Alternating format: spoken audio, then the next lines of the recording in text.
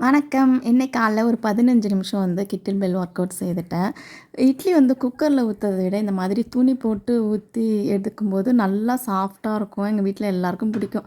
ஏதாவது ஒரு நாள் இந்த மாதிரி இட்லி குண்டான வச்சு ஊத்தி எடுப்பேன். நான் 2 இட்லியும் கார சட்னியும் வச்சு சாப்பிட்டுட்டேன்.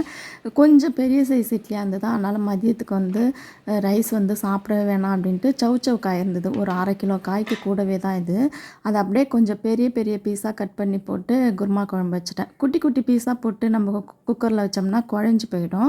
இந்த மாதிரி பெரிய பீஸா இருக்கும்போது குழையாம நல்லாயிருக்கும். இது அப்படியே மதியத்துக்கு பார்த்தீங்கன்னா, ஒரு பவுல் நெறையா எடுத்துக்கிட்டேன். இந்த மாதிரி வெயிட் லாஸ் ரெசிபி ஈஸியா செய்ற மாதிரிலாம் உங்களுக்கு வேணும்னா சேனல சப்ஸ்கிரைப் பண்ணிக்கோங்க.